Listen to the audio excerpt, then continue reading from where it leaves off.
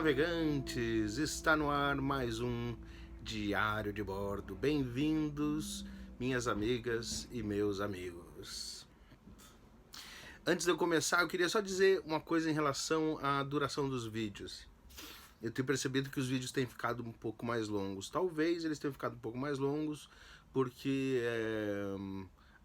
apesar de eu não me sentir assim, as pessoas dizem que eu pareço muito natural e que eu falo, que eu tenho falado com bastante assim confiança e naturalidade e tal.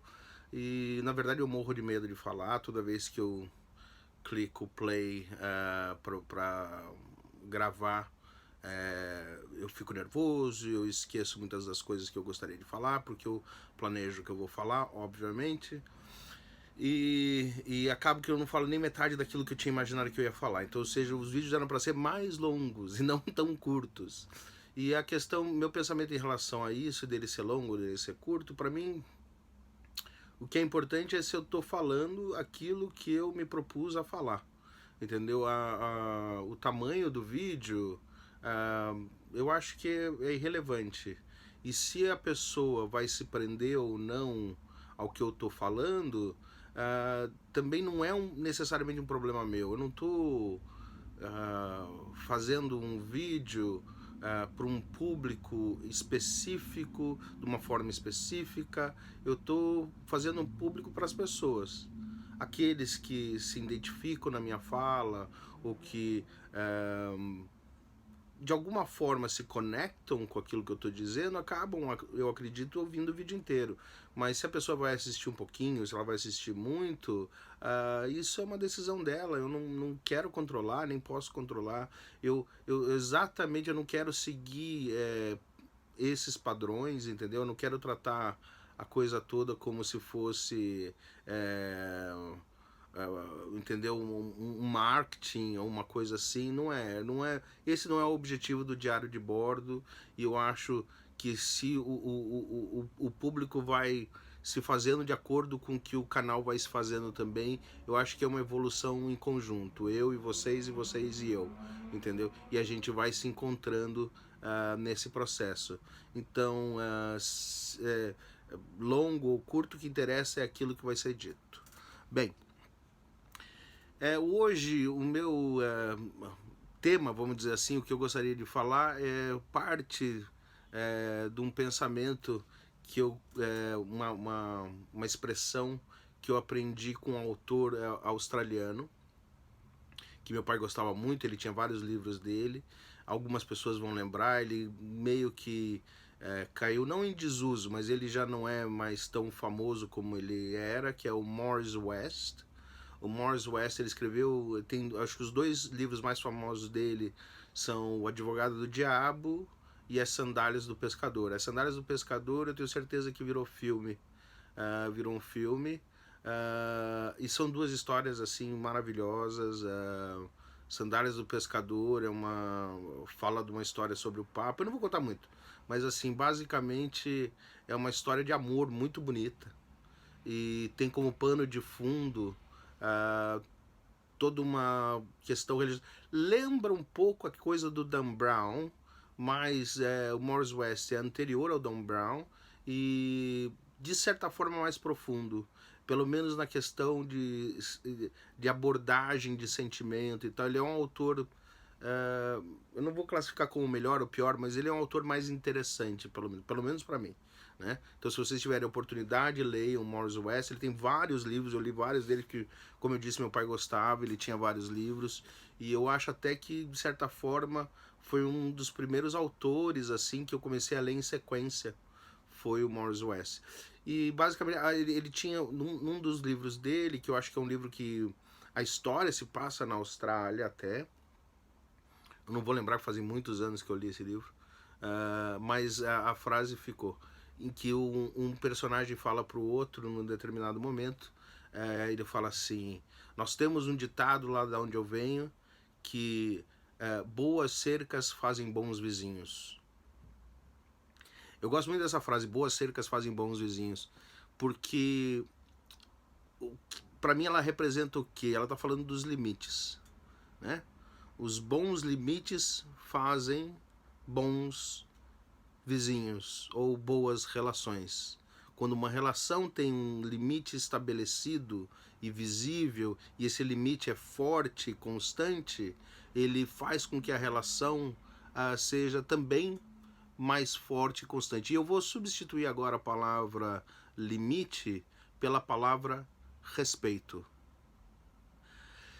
Respeito é uma coisa que ela tem. Ela é obrigatória em qualquer relação, seja ela qual for. Seja uma relação de amizade, no trabalho, de amor, entre pai e filho, entre professores e alunos, entre você e o estranho, você e o mundo.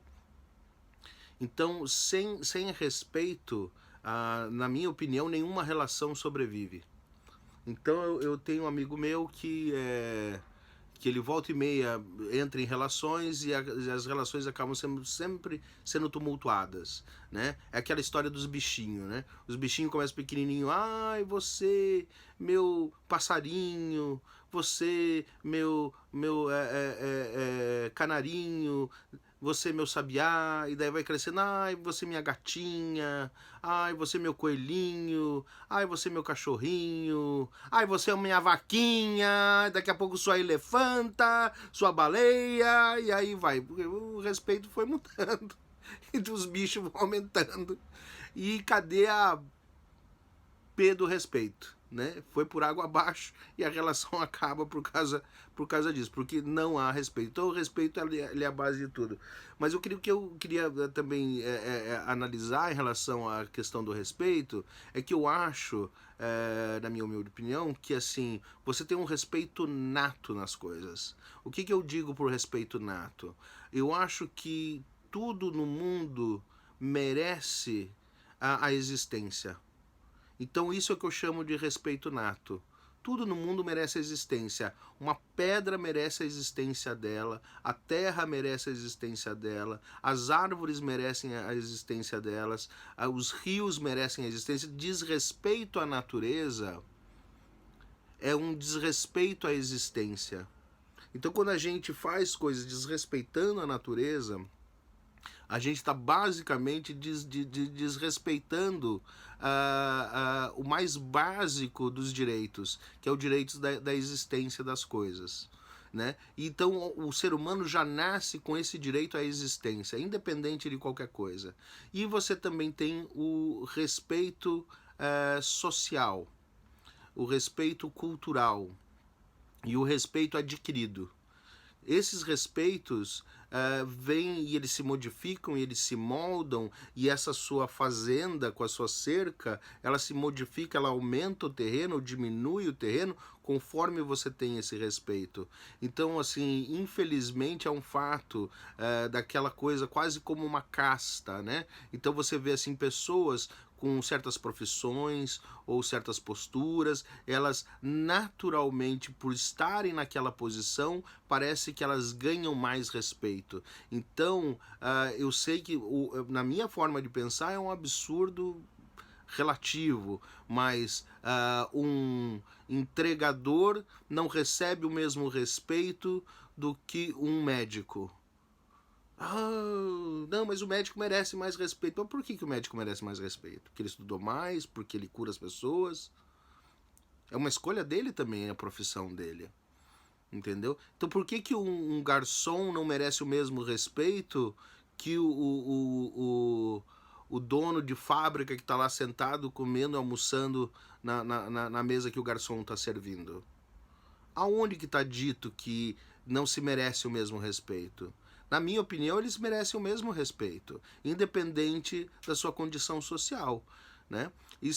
Mas isso é a forma que eu penso. Mas assim, infelizmente a gente tem que levar em consideração que nem todo mundo pensa assim. Certos valores são agregados, certas coisas são agregadas para aumentar essa noção de respeito que as pessoas merecem ou têm. Assim como é muito fácil perder o respeito. Porque se você cruza uma linha daquilo que as pessoas acreditam ser de alguma forma um valor ou alguma postura que elas não concordam, você perde o respeito. Né? Então vamos supor, é aquela história que levou-se muito tempo para aceitar a homossexualidade, aceitar pessoas que têm outra orientação sexual, certo? Levou-se muito tempo para entender que elas mereciam o mesmo respeito do que outras. E a gente conquistou esse espaço, né? Todo mundo conquistou, a sociedade conquistou esse espaço hoje. E hoje você vê as pessoas voltando a querer desrespeitar isso, né? Então quando eu clamo para que as pessoas pensem nessa questão do respeito, é para elas pensarem também nos valores dela e pensarem uma coisa, quem tem o direito de julgar? Quem tem o direito de dizer quem merece mais ou menos respeito? E por quê? Por que você se vê no direito de menosprezar ou de julgar um outro ser humano porque ele faz uma coisa diferente da sua? Porque ele acredita num Deus de uma forma diferente, porque ele tem uma orientação sexual diferente, porque ele vem de uma raça diferente, porque ele gosta de coisas diferentes de você. Aonde que está, em que momento que está pré-escrito em algum lugar que você não deve respeitar essa pessoa, não deve respeitar o direito dela de existir e de ser, né? Então, na verdade, até eu não tenho também muitas respostas nesse vídeo, eu tenho mais questões e fazer a gente pensar, né? A importância do respeito, e ver ele como até um ato de amor, né? Que sem ele, o próprio amor fica abalado. Sem ele, a própria fraternidade fica abalada, né? Então, assim, vamos recuperar, gente, vamos recuperar o respeito, vamos recuperar a inclusão das pessoas, independente do que elas são e do que elas fazem. Claro que existem limites, claro que existem, mas para isso é que tem a lei, né? Existe a lei está aí para isso, entendeu? Então vamos, quando é uma coisa que extrapola o senso comum, é onde se aplica a lei, né? Então não somos nós, uma pessoa, um indivíduo que tem o direito de julgar e condenar o outro e desrespeitar o outro ser. E principalmente, gente, vamos respeitar a natureza, porque ela é a mais indefesa de todas nas nossas mãos, ok? Então esse foi o meu recado de hoje.